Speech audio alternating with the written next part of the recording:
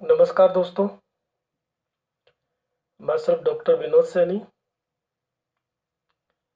आशा करता हूँ कि आप सभी अच्छे होंगे।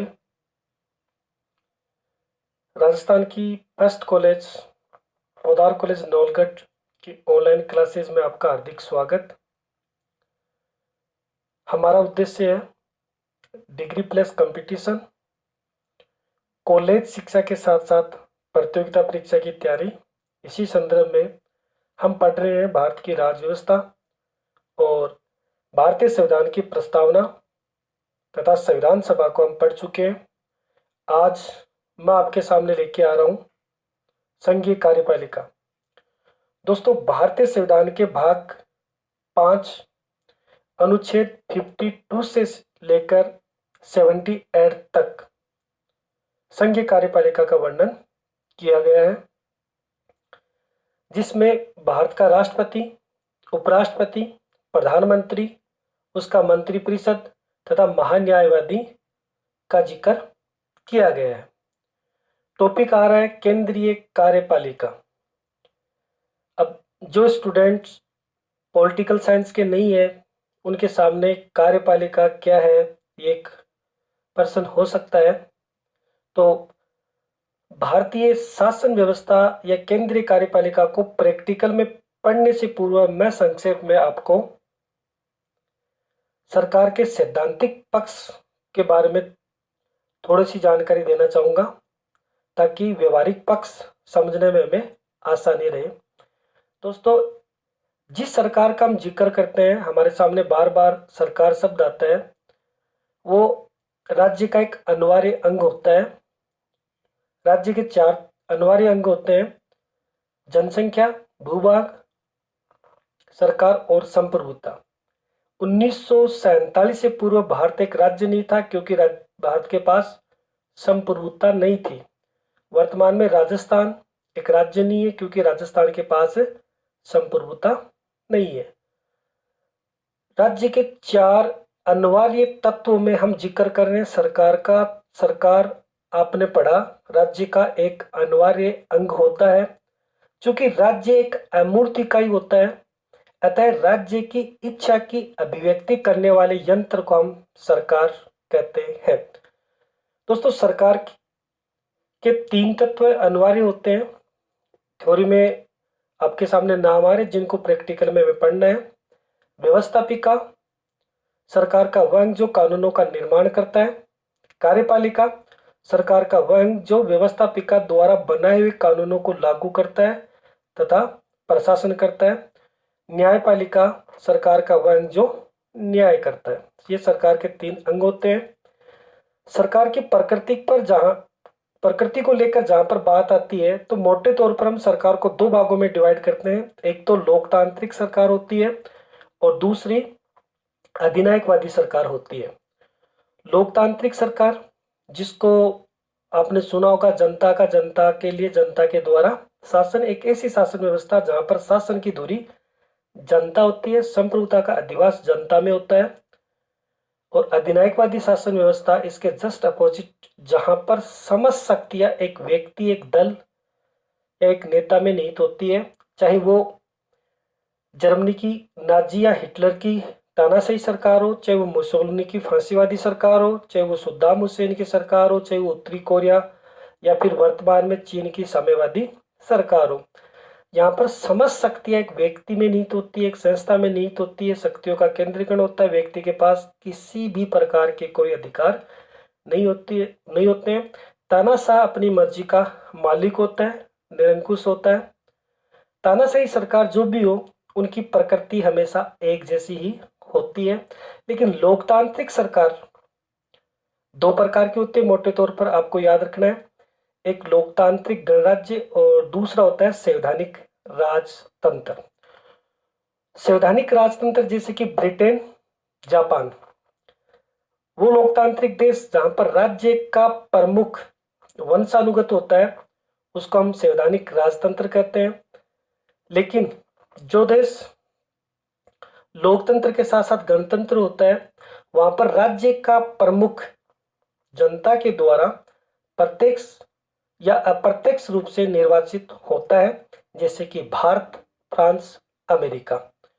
तो लोकतंत्र के दो रूप आपके सामने है, लोकतांत्रिक गणराज्य और संवैधानिक राजतंत्र।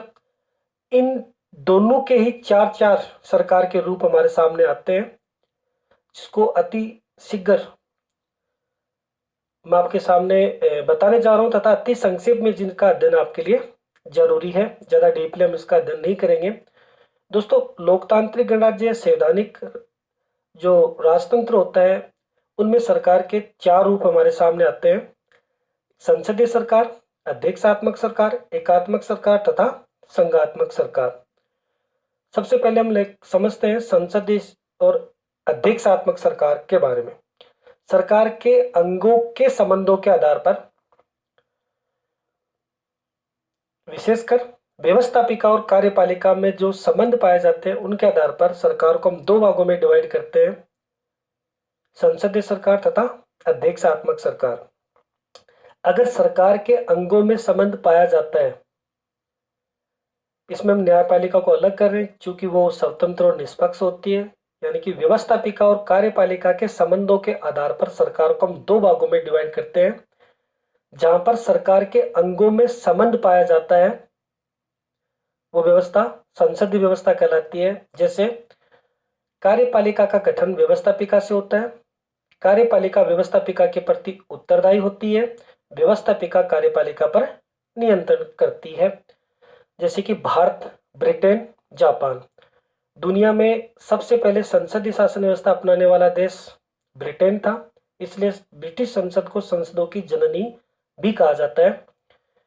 अध्यक्षात्मक शासन व्यवस्था वह शासन व्यवस्था होती है जहां पर सरकार के अंगों में संबंध नहीं पाया जाता, अर्थात कार्यपालिका का गठन व्यवस्थापिका से नहीं होता है, व्यवस्थापिका कार्यपालिका पर नियंत्रण नहीं करती है और कार्यपालिका व्यवस्थापिका के प्रति उत्तरदायी नहीं होती है। लेकिन यहाँ पर एक इम्पोर्टेंट टॉपिक जो हमें याद रखना है, उसको अब सुनिएगा आप। जहां पर संसदीय शासन व्यवस्था होती है, वहां पर कार्यपालिका दो प्रकार की होती है: नाम मात्र और वास्तविक, जो प्रैक्टिकल में अभी थोड़ी देर में हमें समझनी है। और अध्यक्षात्मक शासन व्यवस्था में कार्यपालिका एक ही प्रकार की होती है। अध्यक्षात्मक शासन व्यवस्था का जो प्रमुख उदाहरण है हमारे सामने, वो है अमेरिका, ब्राजील या लैटिन अमेरिका के देश। दोस्तों, शक्तियों के बंटवारे के आधार पर हम शासन व्यवस्था को दो भागों में डिवाइड करते हैं। एक होती है एकात्मक शासन व्यवस्था, दूसरी होती है संघात्मक शासन व्यवस्था। संघात्मक शासन व्यवस्था वो होती है जहां पर शक्तियों का बंटवारा होता है संविधान के द्वारा। केंद्र और प्रांतीय सरकार दोनों अपने अपने क्षेत्र में स्वतंत्र होते हैं, और आप कह सकते हो कि प्रत्येक पहलू के दो बिंदु होते हैं जहां पर संघात्मक शासन व्यवस्था होती है, जैसे कि अमेरिका, ऑस्ट्रेलिया, स्विट्जरलैंड और भारत, कनाडा। हालांकि भारत की संघीय व्यवस्था के बारे में अपन पढ़ेंगे, वो बाकी अन्य संघीय व्यवस्था से थोड़ी हटकर है। यानी कि भारत में संघात्मक शासन व्यवस्था होने के बावजूद आपको पढ़ने के लिए मिलेगा, भारत में झुकाव एकात्मक शासन व्यवस्था की ओर पाया जाता है। दूसरी शासन व्यवस्था आती है एकात्मक शासन व्यवस्था, शक्तियों के बंटवारे के आधार पर। तो एकात्मक शासन व्यवस्था वो शासन व्यवस्था होती है जहां पर शक्तियों का केंद्रीकरण होता है, समस्त शक्तियां केंद्र सरकार में निहित होती है, या तो वहां पे प्रांतीय सरकार होती नहीं है, होती तो उनका अस्तित्व केंद्र सरकार की मर्जी पे डिपेंड करता है, जैसे कि ब्रिटेन। तो दोस्तों, मोटे तौर पर आपके सामने सरकार के चार रूप आए। एक देश में एक से अधिक शासन व्यवस्था के रूप आपको दिखाई दे सकते हैं, जैसे कि भारत में, याद रखिएगा इंपॉर्टेंट बात है, भारत में संघात्मक शासन व्यवस्था के साथ साथ संसदीय व्यवस्था भी पाई जाती है। अमेरिका की हम बात करें तो अमेरिका में संघात्मक शासन व्यवस्था के साथ साथ अध्यक्षात्मक शासन व्यवस्था पाई जाती है। ब्रिटेन में संसदीय शासन व्यवस्था के साथ साथ एकात्मक शासन व्यवस्था पाई जाती है। भारत की हम बात कर रहे हैं, भारतीय संविधान की आर्टिकल 1 ये कहती है कि the India is union of states, Bharat राज्यों का एक संघ है। भारत में संघात्मक शासन व्यवस्था है, कनाडा से प्रेरित है, और मैंने अभी आपको कहा था कि भारत में संघात्मक शासन व्यवस्था होने के बावजूद झुकाव एकात्मक शासन व्यवस्था की ओर है। भारत का संविधान उसकी अनुच्छेद 1 कहती है कि the Indian union of states, यानी कि भारत में फेडरेशन शब्द का प्रयोग नहीं किया गया है। भारत का संघ किसी संधि या समझौते का परिणाम नहीं है तथा भारत के राज्यों को, प्रांतों को भारत संघ से अलग होने का अधिकार नहीं है। क्योंकि जहां पर संघात्मक शासन व्यवस्था पाई जाती है वहां पर प्रत्येक बिंदु के दो पहलू है। तो हम लोगों को दोहरी सरकार यहां पर पढ़नी है, एक केंद्रीय सरकार, दूसरी प्रांतीय सरकार। क्योंकि सरकार के 3 अंग आपके सामने है, व्यवस्थापिका, कार्यपालिका और न्यायपालिका। दोस्तों आपको पढ़नी है केंद्रीय कार्यपालिका। केंद्रीय कार्यपालिका में अभी मैंने आपको बताया था राष्ट्रपति, उपराष्ट्रपति, प्रधानमंत्री, उसका मंत्रिपरिषद तथा महान्यायवादी आर्टिकल 52 से लेकर 78 तक। चूंकि भारत में संघात्मक शासन व्यवस्था के साथ साथ संसदीय व्यवस्था है, आपने भी पढ़ा है कि जहां पर संसदीय शासन व्यवस्था होती है वहां पर कार्यपालिका 2 प्रकार की होती है। तो भारत का राष्ट्रपति पढ़ेंगे हम, नामात्र की कार्यपालिका का प्रतीक है, समझ सकते हो उसमें निहित होती है, लेकिन उन शक्तियों का प्रयोग वास्तविक कार्यपालिका यानी कि प्रधानमंत्री और उसका मंत्रिपरिषद करता है। तो संघीय कार्यपालिका के साथ साथ हमें आगे चलकर पढ़ना है प्रांतीय कार्यपालिका, जिसमें राज्यपाल, मुख्यमंत्री, उसका मंत्रिपरिषद आता है। इसके साथ ही में पढ़नी है संघीय व्यवस्थापिका। भारतीय संविधान के आर्टिकल 79 केंद्रीय व्यवस्थापिका यानी कि संसद का जिक्र करती है और लोकसभा, राज्यसभा तथा राष्ट्रपति से मिलकर वो बनती है, जिसके बारे में हमें आगे पढ़ना है। इसी प्रकार हमें पढ़नी है प्रांतीय व्यवस्थापिका, जिसको प्रैक्टिकल में प्रांतीय विधानमंडल के नाम से जानते हैं। उसके भी 2 सदन हो सकते हैं, विधानसभा और विधान परिषद। ज्यादा डिटेल से आगे इनको हम पढ़ेंगे। ये थी सिद्धांतिक पक्ष का जो भाग, और अब हम आते हैं प्रैक्टिकल में दोबारा अपने मूल टॉपिक पर, जिसका नाम है संघीय कार्यपालिका। दोबारा सुन लीजिए, भारतीय संविधान के भाग 52 से लेकर 78 तक केंद्रीय कार्यपालिका का वर्णन किया गया है। लेकिन एक छोटी सी चीज जो रह गई वो आपके लिए जाननी जरूरी है। दोस्तों भारत में संघात्मक शासन व्यवस्था है, यानी कि दोहरी व्यवस्थापिका है, दोहरी कार्यपालिका है, लेकिन न्यायपालिका भारत में दोहरी नहीं है। यानी कि ब्रिटेन की तरह भारत ने एक ही न्यायपालिका के सिस्टम को अपनाया, जिसको आगे चलकर हम पढ़ेंगे। आर्टिकल 52 का हम जिक्र कर रहे हैं राष्ट्रपति को लेकर, और ये आपके लिए इंपॉर्टेंट टॉपिक रहता है। राष्ट्रपति का जो टॉपिक है वो काफी लंबा भी चलता है। इसका स्टार्ट होता है भारतीय संविधान के अनुच्छेद 52, जो ये कहते हैं कि भारत का एक राष्ट्रपति होगा। दोस्तों ये अनुच्छेद भारत के संविधान के सबसे संक्षिप्त अनुच्छेद में से एक है, लेकिन महत्वपूर्ण अनुच्छेद है। आपको याद रखनी है, राष्ट्रपति पद का वर्णन हो रहा है अनुच्छेद 52 में। उसके बाद बात आती है आर्टिकल 53 की। भारतीय संविधान की अनुच्छेद 53 ये कहती है कि संघीय कार्यपालिका की समस्त शक्तियां राष्ट्रपति में निहित होती है। राष्ट्रपति या तो उनका प्रयोग स्वयं या अपने किसी अधीनस्थ कर्मचारी के माध्यम से करता है। तो क्वेश्चन आता है कि केंद्रीय कार्यपालिका की शक्ति किस में निहित होगी, तो आपका आंसर होगा राष्ट्रपति में। हालांकि भारत में, दोबारा सुन लीजिए, संसदीय शासन व्यवस्था है। अभी मैंने बताया था आपको, राष्ट्रपति नाममात्र का प्रतीक होता है, संवैधानिक प्रतीक है, भारत का प्रथम नागरिक है। समस्त कार्य, समस्त शक्तियां निहित या दिखाई राष्ट्रपति में देती है, लेकिन उनका प्रयोग भारत का प्रधानमंत्री या उसका मंत्रिपरिषद करता है। ये व्यवहारिक स्थिति है। एक छोटे से एग्जांपल से आप इस बात को समझ सकते हो। भारत का जो राष्ट्रपति का पद है वो दिखने में, सुनने में तो अमेरिका के राष्ट्रपति जैसा लगता है, लेकिन भारत के राष्ट्रपति की स्थिति ब्रिटिश महारानी जैसी है। ये आपको याद रखना है। तो आर्टिकल 53 केंद्रीय कार्यपालिका की शक्तियों का वर्णन कर रही है, जो कि राष्ट्रपति में पाई जाती है। फिर दोस्तों बात आती है भारतीय संविधान के आर्टिकल 54, अनुच्छेद 54 राष्ट्रपति के निर्वाचन की बात करती है। याद रखिएगा, भारत के राष्ट्रपति का चुनाव अप्रत्यक्ष आनुपातिक प्रतिनिधित्व की एकल संक्रमणीय मत प्रणाली के द्वारा एक निर्वाचक मंडल के द्वारा होती है। अप्रत्यक्ष और प्रत्यक्ष निर्वाचन की दो प्रणाली है। जहां पर जनता स्वयं अपने प्रतिनिधि को चुनती है तो वो प्रत्यक्ष प्रणाली कहलाती है, और अप्रत्यक्ष वो प्रणाली होती है जहां पर जनता के द्वारा चुने हुए प्रतिनिधि किसी दूसरे प्रतिनिधि का चुनाव करते हैं। तो याद रखिएगा, भारत के राष्ट्रपति का चुनाव कैसे हुआ? अप्रत्यक्ष, यानी कि सीधी जनता उसका चुनाव नहीं करती है।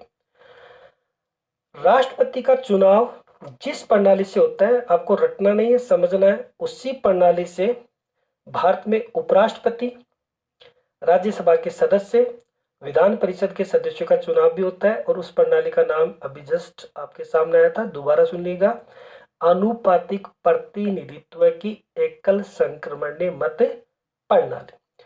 फिर बात आती है एक निर्वाचक मंडल, यानी कि राष्ट्रपति के चुनाव में कौन कौन भाग लेता है। अक्सर उस पर क्वेश्चन आते रहते हैं कंपटीशन एग्जाम में। तो दोस्तों याद रखिएगा, राष्ट्रपति के चुनाव में संसद के निर्वाचित सदस्य प्लस भारत के राज्यों की विधानसभाओं के निर्वाचित सदस्य तथा 17वें संविधान संशोधन 1992 के तहत दिल्ली और पांडिचेरी की विधानसभा के निर्वाचित सदस्य राष्ट्रपति के चुनाव में भाग लेते हैं। यह आपके लिए इंपॉर्टेंट है। क्वेश्चन ये आता है कि राष्ट्रपति के चुनाव में निम्न में से कौन भाग नहीं लेता है। तो याद रखिएगा, राज्यों की विधान परिषद के सदस्य राष्ट्रपति के चुनाव में भाग नहीं लेते हैं। जब आप राष्ट्रपति की विधायी शक्तियां पढ़ोगे उस समय आपको पढ़ने के लिए मिलेगा, भारत का राष्ट्रपति लोकसभा में 2 सदस्यों को मनोनीत करता है, राज्यसभा में 12 सदस्यों को मनोनीत करता है। तो ये 14 मनोनीत सदस्य राष्ट्रपति के चुनाव में भाग नहीं लेते, ये भी आपको याद रखना है। तो आर्टिकल 54 राष्ट्रपति के निर्वाचन की बात करती है। 2 चीज, आनुपातिक प्रतिनिधित्व की एकल संक्रमणीय मत प्रणाली तथा राष्ट्रपति के चुनाव में कौन कौन भाग लेता है, आपको याद रखना है। इसके बाद दोस्तों हम आते हैं आर्टिकल 55 राष्ट्रपति के निर्वाचन की रीति या प्रक्रिया को लेकर बात आती है। तो आप जानते हैं तरीके से भारत में जनसंख्या की दृष्टि से राज्यों में भिन्नता पाई जाती है। तो राज्यों के प्रतिनिधित्व में एक रूपता स्थापित करने के लिए तथा संघ और राज्य में समानता और एक रूपता स्थापित करने के लिए जो निर्वाचन में भाग लेने वाले सदस्य होते हैं उनके मतों का मूल्य निकाला जाता है। सबसे पहले बात आती है विधानसभा के सदस्य के मत का मूल्य। दोस्तों, विधानसभा के सदस्य के मत का मूल्य निकालने के लिए जो फार्मूला या सूत्र है, याद रखिएगा, उस राज्य की जनसंख्या में उस राज्य की विधानसभा के जो सदस्य होते हैं निर्वाचित, उनका भाग दिया जाता है और उसमें फिर दोबारा 1000 का भाग दिया जाता है। और जो भागफल आता है वो राज्य की विधानसभा के सदस्य के मत का मूल्य होता है। संसद के सदस्य के मत का मूल्य निकालने के लिए याद रखिएगा, भारत के कुल जितने भी विधानसभाएं हैं उनके सदस्यों की कुल मतों की संख्या में संसद के निर्वाचित सदस्यों का भाग दिया जाता है, और जो भागफल आता है वो संसद के सदस्य के मत का मूल्य कहलाता है। उसके बाद राष्ट्रपति के चुनाव में जो मतदाता होते हैं वो अपनी पसंदगी या वरीयता क्रम अंकित करते हैं। जितने उम्मीदवार होते हैं, जैसे कि 1 2 3 4, राष्ट्रपति का जो चुनाव होता है उसमें कोई चिन्ह वगैरह नहीं होता है, केवल मतदाताओं को अपनी पसंद की अंकित करनी पड़ती है। ये आपको याद रखना है। राष्ट्रपति पद के लिए उम्मीदवार को विजय होने के लिए एक न्यूनतम कोटा प्राप्त करना होता है। और ये आपके लिए इम्पोर्टेंट क्वेश्चन हो सकता है न्यूनतम कोटा को लेकर। तो दोस्तों, कुल वेद मतों की जो संख्या होती है उसमें जितने उम्मीदवार होते हैं उनकी संख्या का भाग देते हैं और उसमें प्लस एक जोड़ देते हैं और वो होता है आपका न्यूनतम कोटा। तो राष्ट्रपति पद के उम्मीदवार को जीतने के लिए न्यूनतम कोटा प्राप्त करना जरूरी होता है। याद रखिएगा, राष्ट्रपति का चुनाव होने के बाद मतगणना में प्रथम चरण की मतगणना में अगर किसी उम्मीदवार को न्यूनतम कोटा या निर्धारित कोटा प्राप्त हो जाता है तो उसको विजेता घोषित कर दिया जाता है। और मान लीजिए प्रथम चरण की मतगणना में किसी भी उम्मीदवार को न्यूनतम कोटा प्राप्त नहीं होता है तो ऐसी स्थिति में द्वितीय चरण की मतगणना होती है। द्वितीय चरण की मतगणना में सबसे कम मत प्राप्त जो उम्मीदवार होता है उसके मतों का ट्रांसफर होता है और उसके जो द्वितीय वरीयता के जो मत होते हैं वो आगे जाकर जुड़ जाते हैं। यह प्रक्रिया तब तक चलती रहती है जब तक किसी उम्मीदवार को न्यूनतम कोटा प्राप्त नहीं हो जाता है। मान लीजिए अंत तक किसी भी उम्मीदवार को न्यूनतम कोटा प्राप्त नहीं होता है तो ऐसी स्थिति में सबसे अधिक मत प्राप्त उम्मीदवार को विजेता घोषित कर दिया जाता है। आपके लिए जानना जरूरी है, भारतीय संविधान की आर्टिकल 71 यह प्रावधान करती है कि राष्ट्रपति और उपराष्ट्रपति के निर्वाचन को लेकर अगर किसी प्रकार का विवाद होता है तो उस विवाद का निपटारा भारत का सर्वोच्च न्यायालय करता है और उसका निर्णय अंतिम होता है। इस प्रकार के विवाद की सुनवाई भारत की संवैधानिक खंडपीठ करती है जिसमें न्यूनतम 5 न्यायाधीश होने जरूरी है। यह आपको याद रखना जरूरी है। दोस्तों, अगर निर्वाचन में विवाद की स्थिति हो तो इस प्रकार की याचिका या तो उम्मीदवार स्वयं 30 दिन के भीतर परिणाम घोषित होने के या फिर निर्वाचक मंडल के 20 सदस्य इस प्रकार की याचिका डाल सकते हैं। और दोबारा सुनिएगा, अगर किसी प्रकार का मतभेद है तो उसका निपटारा भारत का सर्वोच्च न्यायालय करता है।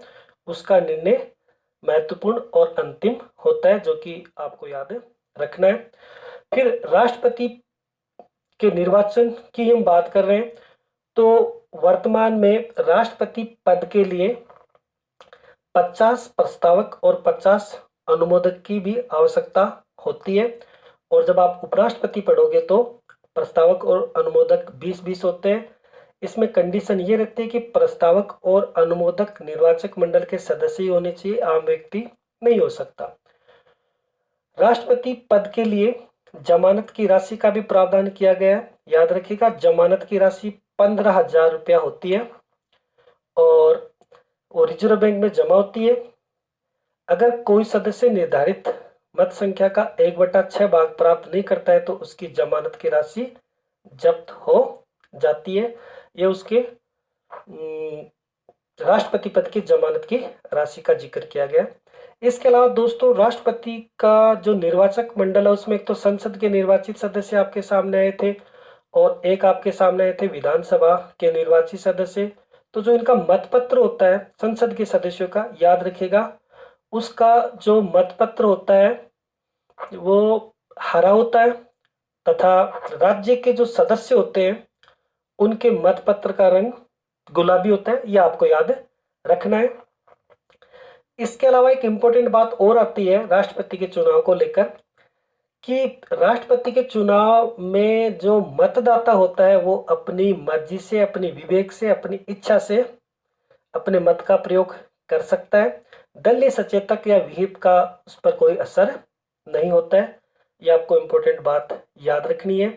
चुनाव होता है, याद रखिएगा, 20 जुलाई 2017 को 14वें राष्ट्रपति का परिणाम जारी होता है।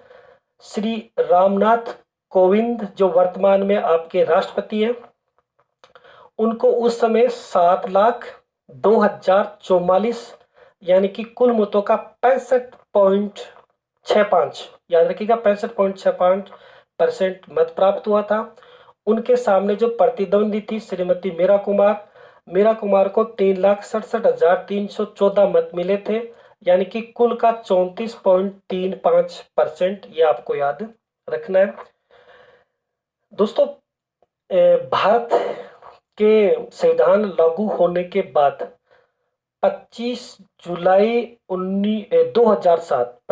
2007 को प्रथम बार एक महिला राष्ट्रपति बनती है, श्रीमती प्रतिभा देवी सिंह पाटिल। ये भी आपको याद रखना है।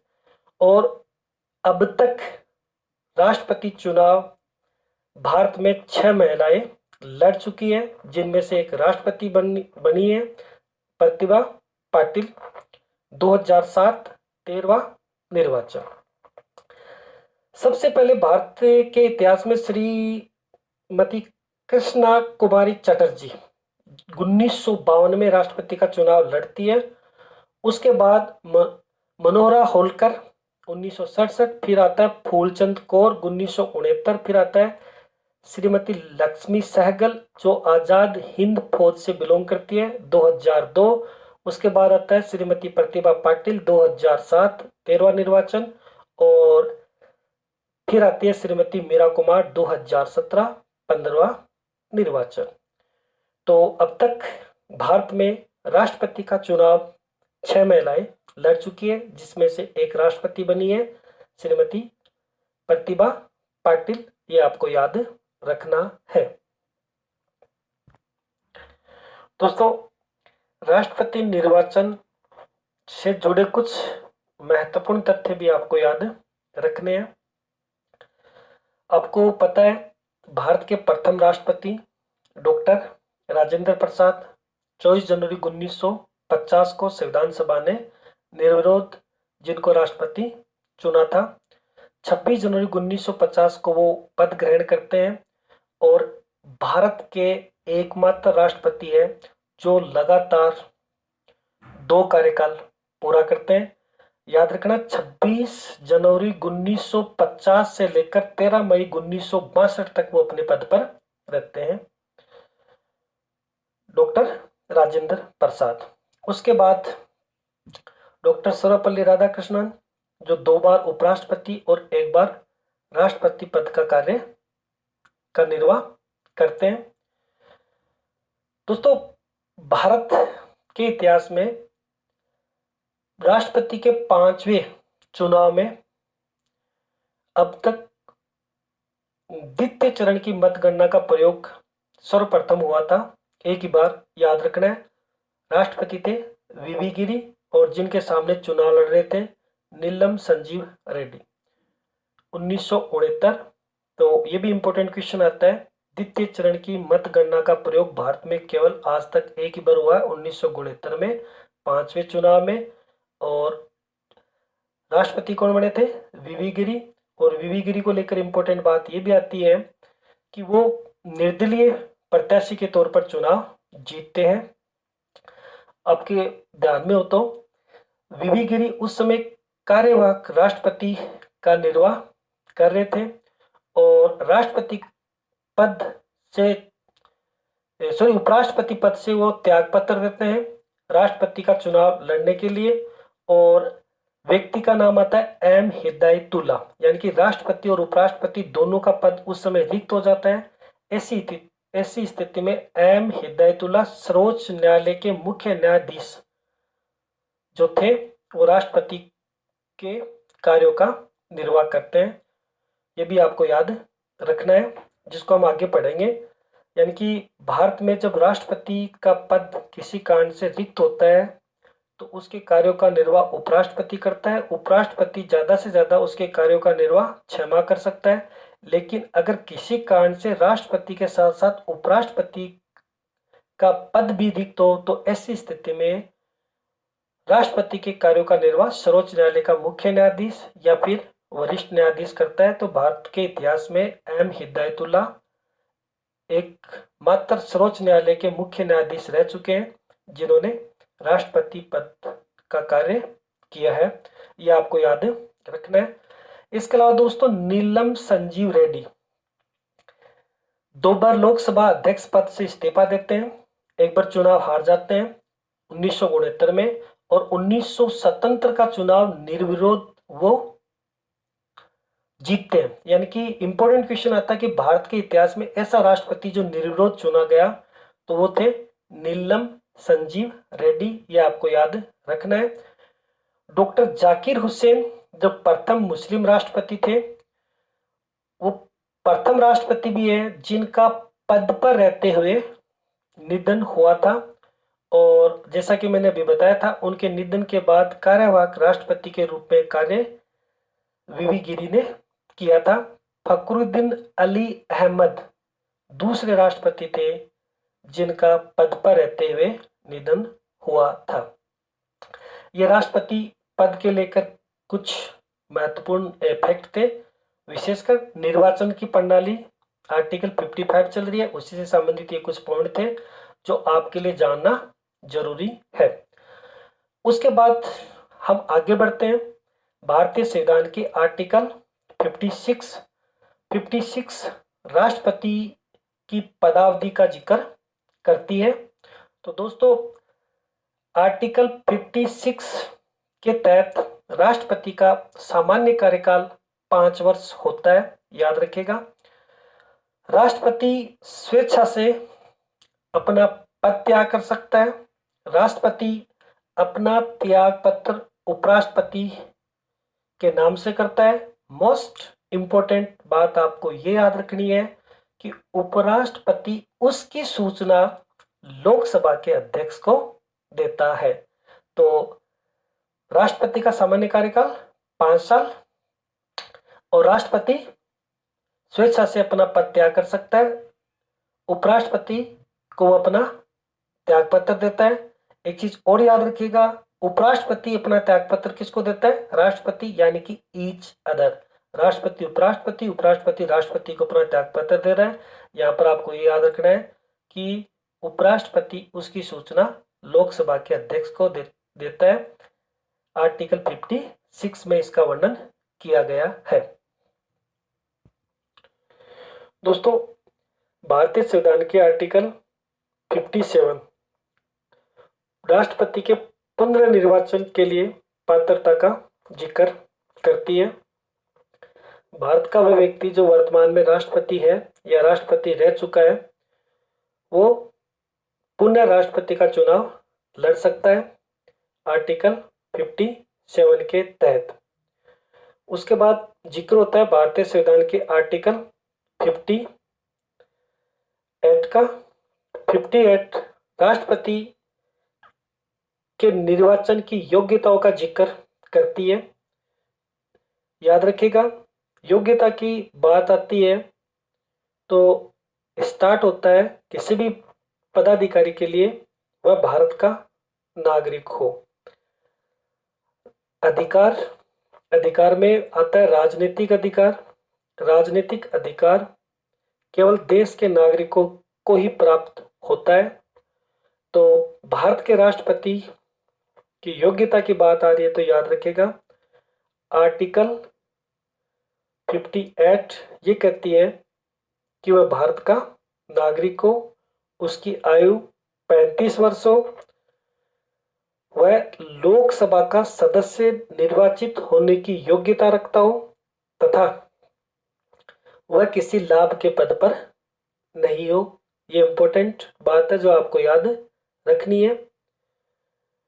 याद रखिएगा राष्ट्रपति, उपराष्ट्रपति, राज्यपाल, केंद्र तथा राज्य सरकार के जो मंत्री होते हैं उनके पद को लाभ का पद नहीं माना गया है। संविधान लाभ के पद को परिभाषित नहीं करता है, उसको परिभाषित करने का अधिकार भारत की संसद को दिया गया है।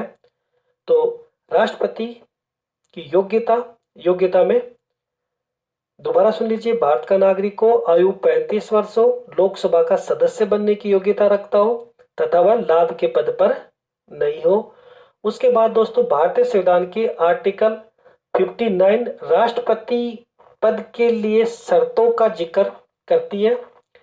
यानी कि भारत का राष्ट्रपति संसद तथा राज्य विधानमंडल के किसी भी सदन का सदस्य नहीं होना चाहिए, और जब वह राष्ट्रपति पद ग्रहण कर लेता है तो उसकी सदस्यता ऑटोमेटिक ही समाप्त हो जाती है। यहाँ पर भी बात आती है कि वह किसी लाभ के पद पर नहीं हो।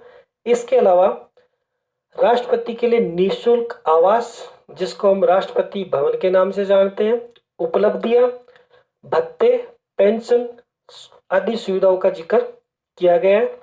याद रखिएगा, मोस्ट इंपोर्टेंट बात आपके लिए, वर्तमान में भारत के राष्ट्रपति को 5 लाख रुपया मासिक वेतन मिलता है।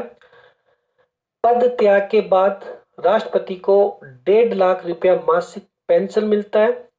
संसद राष्ट्रपति के वेतन में अलाभकारी परिवर्तन नहीं कर सकती जब तक वह अपने पद पर रहता है। यह भी एक इंपॉर्टेंट बात है, आपको याद रखनी है दोस्तों। उसके बाद जिक्र होता है भारतीय संविधान के आर्टिकल 60 यानी कि 60 का। अनुच्छेद 60 राष्ट्रपति के शपथ का जिक्र करती है, और राष्ट्रपति को शपथ दिलाने का काम करता है सर्वोच्च न्यायालय का मुख्य न्यायाधीश या उसके अनुपस्थिति में अन्य वरिष्ठ न्यायाधीश। इसमें भी एक इंपॉर्टेंट बात आती है कि सर्वोच्च न्यायालय के मुख्य न्यायाधीश को अगर शपथ दिलाने की बात आती है तो राष्ट्रपति दिलाता है, और राष्ट्रपति को शपथ की बात आती है तो सर्वोच्च न्यायालय का मुख्य न्यायाधीश दिलाता है। तो हम जिक्र कर रहे हैं भारतीय संविधान के आर्टिकल 60 का, जो राष्ट्रपति के शपथ का प्रावधान करती है दोस्तों। उसके बाद जिक्र होता है भारतीय संविधान के आर्टिकल 61 का, जो मोस्ट इंपोर्टेंट रहती है विद्यार्थियों के लिए, महाभियोग की प्रक्रिया। याद रखिएगा, हम पढ़ चुके हैं राष्ट्रपति का सामान्य कार्यकाल 5 वर्ष होता है, लेकिन संविधान का अतिक्रमण करने की स्थिति में राष्ट्रपति को समय से पूर्व हटाया जा सकता है। हटाने का कार्य भारत की संसद करती है, और हटाने की प्रक्रिया को हम महाभियोग की प्रक्रिया के नाम से जानते हैं। राष्ट्रपति के खिलाफ महाभियोग की प्रक्रिया संसद के किसी भी सदन में प्रस्तुत हो सकती है, लेकिन जिस सदन में महाभियोग की प्रक्रिया प्रस्तुत होती है उस सदन के 1/4 सदस्यों का समर्थन जरूरी है। यह आपके लिए इंपॉर्टेंट बात है। तथा राष्ट्रपति को 14 दिन पूर्व उसकी सूचना देनी पड़ती है। मान लीजिए प्रथम सदन में राष्ट्रपति के खिलाफ महाभियोग की प्रक्रिया कुल संख्या के 2/3 बहुमत से पारित हो जाती है, तो वह द्वितीय सदन में जाती है। द्वितीय सदन उसकी जांच करता है। राष्ट्रपति या तो स्वयं या अपने किसी प्रतिनिधि को भेज सकता है। द्वितीय सदन भी राष्ट्रपति के खिलाफ इस महाभियोग की प्रक्रिया को कुल संख्या के 2/3 बहुमत से पारित कर देता है। उसी दिन राष्ट्रपति का पद रिक्त हो जाता है। यह आपको याद रखनी है, इंपॉर्टेंट बात है।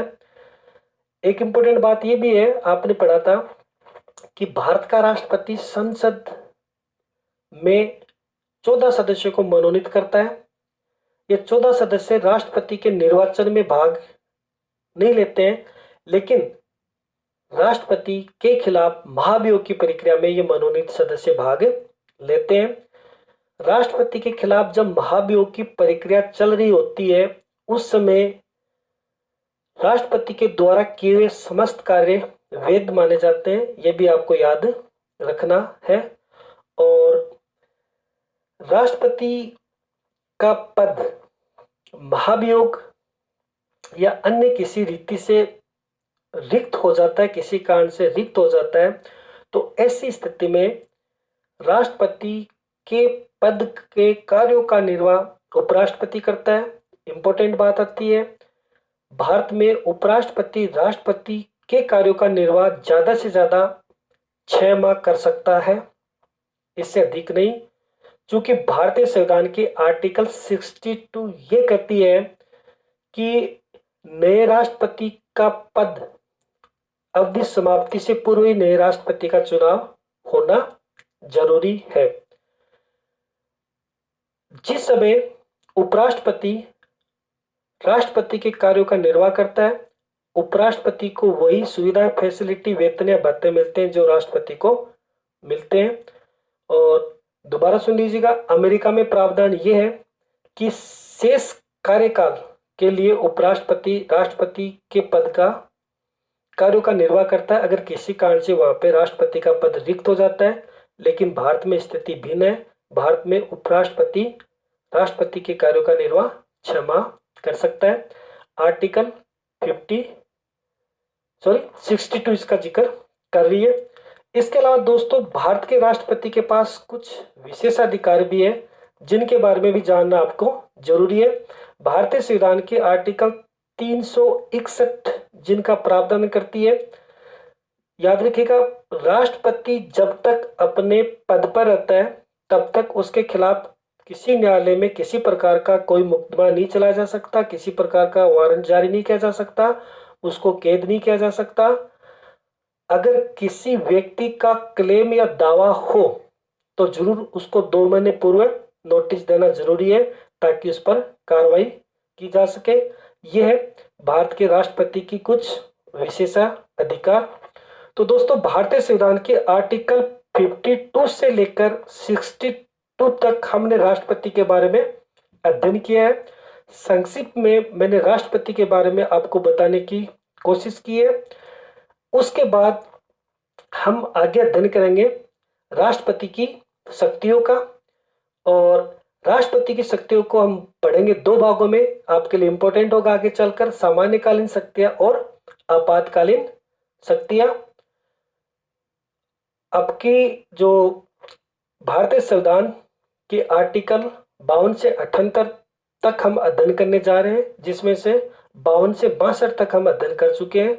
उसके बाद आर्टिकल 63 उपराष्ट्रपति के बारे में पढ़ेंगे और फिर आगे चलकर राष्ट्रपति की शक्तियों को हम पढ़ेंगे। जय हिंद, जय भारत।